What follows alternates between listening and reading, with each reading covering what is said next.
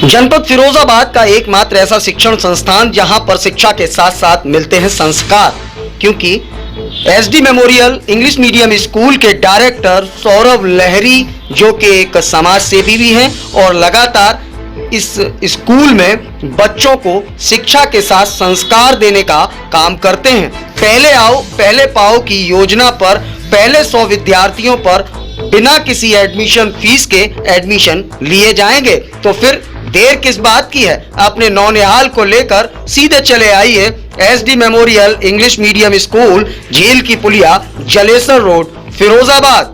आप कांटेक्ट भी कर सकते हैं SD memorial English medium school के डायरेक्टर सौरभ लहरी, जिनका मोबाइल नंबर है 9219035416 9149121678।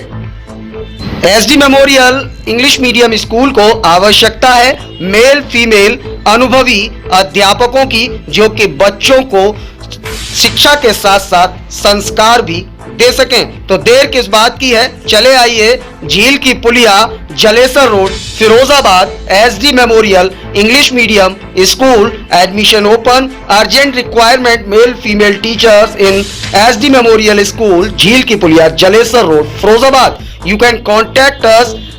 Our mobile number is 9219035416 9149121678. Mr. Saurabh Lahiri, Director of the SD Memorial English Medium School. अभिवादन स्वीकार कीजिए देवाशीष शर्मा का, और आप देखना शुरू कर चुके हैं UB24, मतलब सच बेझिझक। देश दुनिया की सुर्खियों पर नजर डालने से पहले नजर डालेंगे आज के इतिहास पर। आज के इतिहास की बात करें तो झारखंड की राजधानी रांची के एक परिवार में 7 जुलाई को जन्मे महेंद्र सिंह धोनी ने अपनी योग्यता और जुझारूपन से विश्व क्रिकेट में एक अनूठा मुकाम हासिल किया।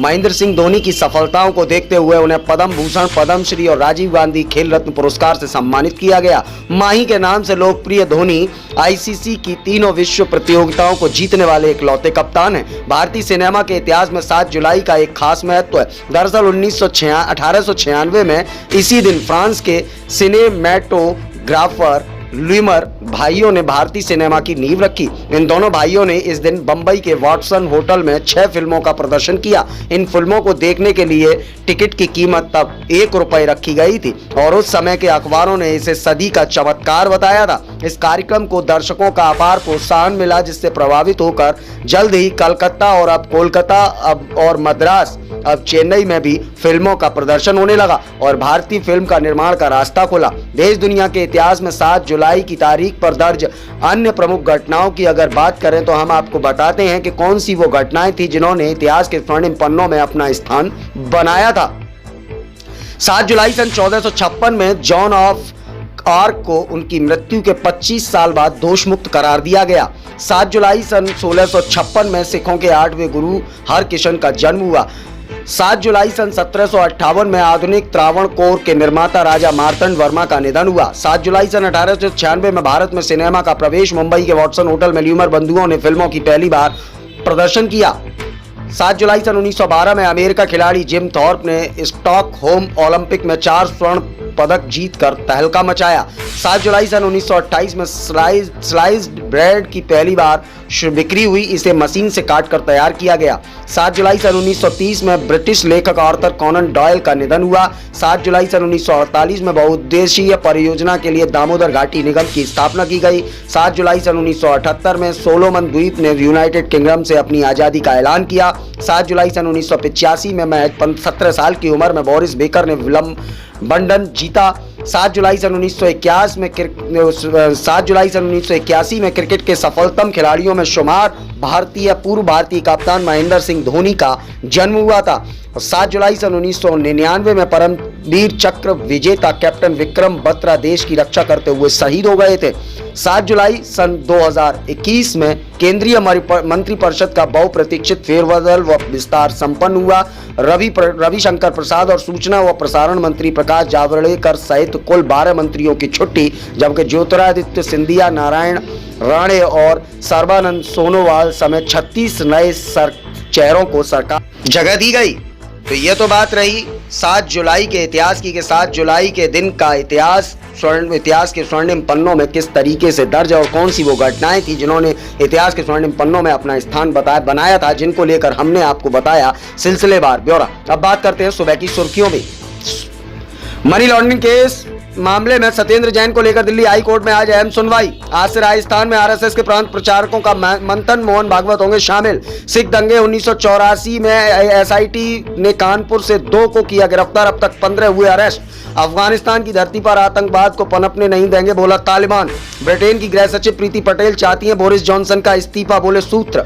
बोरिस जॉनसन के विरोध में ब्रिटिश कंजर्वेटिव पार्टी की सांसद साइमन हार्ट का इस्तीफा। महाराष्ट्र में भारी बारिश जारी, एनडीआरएफ की 17 टीमें की गई तैनात। काली विवाद पर बोले सीएम शिवराज सिंह चौहान, किसी की भी भावनाओं को आहत करना ठीक नहीं। पंजाब के मुख्यमंत्री भगवंत मान की आज शादी, सरकारी आवास पर होंगी सारी रस्में। महाराष्ट्र में मुंबई में बारिश से आफत, कई जगहों पर भरा पानी। पीएम मोदी आज वाराणसी में 3 दिवसीय अखिल भारतीय शिक्षा समागम का करेंगे उद्घाटन।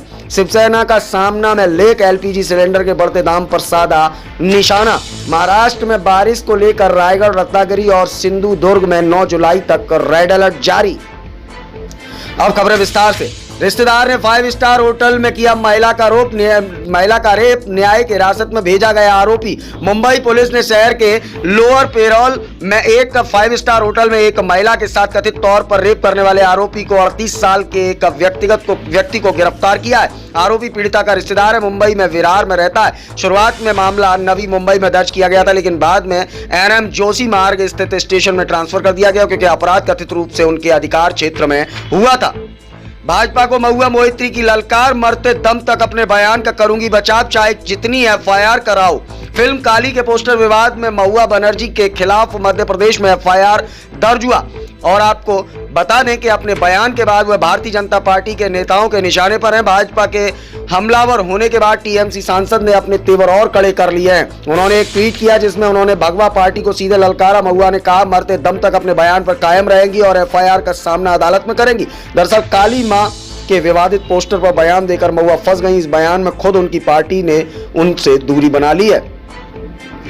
उदयपुर में आज क्राइम सीन रीस्क्रिप्ट करेगा एनआईए, रियाज का एक और मददगार आया सामने। कन्हैयालाल मर्डर केस के जांच में जुटी राष्ट्रीय जांच एजेंसी एनआईए ने अपनी कार्रवाई तेज कर दी है। जांच एजेंसी की टीम बुधवार देर रात उदयपुर पहुंच गई। उदयपुर पहुंचते ही इसने आरोपियों पर शिकंजा कसना शुरू किया। दर्जी कन्हैयालाल की हत्या के 9 दिन बाद जांच एजेंसी आज क्राइम सीन रिक्रिएट करेगी और यह जानने की कोशिश करेगी कि इस नृशंस हत्याकांड को कैसे अंजाम दिया गया। एनआईए रियाज गौस के ठिकानों पर की भी जांच करेगी। इस हत्याकांड की जांच जैसे जैसे आगे बढ़ रही है, वैसे वैसे कई चौंकाने वाले खुलासे सामने आ रहे हैं। जांच में कुछ और लोगों के नाम सामने आए हैं, इनसे अभी पूछताछ की जाएगी। आईएएस अधिकारी टीना डाबी बनी जैसलमेर की कलेक्टर, कार्यभार संभालने की फोटो की शेयर। भारतीय प्रशासनिक सेवा की अधिकारी टीना डाबी ने बुधवार को राजस्थान के जैसलमेर जिले के कलेक्टर रूप में कार्यभार संभाला। इससे पहले डाबी जयपुर में पोस्टेड थी। नए ऑफिस का कार्यभार संभालने पर डाबी ने सोशल मीडिया पर फोटो शेयर किया और साथ ही आईएएस अधिकारी टीना डाबी ने ट्विटर पर लिखा कि आज जैसलमेर के जिला कलेक्टर और मजिस्ट्रेट के रूप में ज्वाइन किया। आज दूसरी बार दूल्हा बनेंगे पंजाब के सीएम भगवंत मान। दुल्हन गुरप्रीत कौर से करेंगे शादी। आइए हम आपको बताते हैं किस तरीके का यह पूरा उत्सव होने जा रहा है। पंजाब के मुख्यमंत्री भगवंत मान आज चंडीगढ़ में एक निजी समारोह में दूसरी बार शादी के बंधन में बनेंगे। 48 साल के भगवंत मान आज हरियाणा की कुरुक्षेत्र जिले की रहने वाली डॉक्टर गुरप्रीत कौर से करेंगे शादी। साल 2015 में भगवंत मान की पहली पत्नी से तलाक हो गया था। मुख्यमंत्री के 2 बच्चे भी हैं, जिसके बाद अब वो दूसरी शादी करने जा रहे हैं। महाराष्ट्र में भारी बारिश की चेतावनी जारी। आपको बताते हैं कि कैसा रहेगा महाराष्ट्र का आज मौसम। करीब देश के हर हिस्सों में मानसून का आगमन हो गया है। कहीं ज्यादा तो कहीं कम बारिश है। दिल्ली एनसीआर में कहीं बारिश तो कहीं धूप भी रहती है। गर्मी से राहत मिलती है, कभी उमस का सामना करना पड़ता है। भारत मौसम विभाग के आईएमडी के मुताबिक बुधवार को और अगले 2 दिन के लिए महाराष्ट्र में भारी बारिश की चेतावनी है। राजधानी मुंबई में लगातार तीसरे दिन भी बारिश हुई, जिससे एक चौल के पास भूस्खलन हो गया और कई स्थानों पर जल जमाव की स्थिति पैदा हो गई और यातायात बाधित हुआ। इस तरीके से आज का दिन महाराष्ट्र के लिए भारी बारिश का अलर्ट जारी किया गया है, जिसके बाद एनडीआरएफ की टीमें भी महाराष्ट्र में तैनात की गई हैं। फिलहाल आज के इतिहास, ताजा तरीन सुबह की सुर्खियों और बड़ी खबरों में इतना ही। ताजा तरीन खबरों के लिए बने रहे UB24 के साथ। हमें दीजिए इजाजत। सुप्रभात।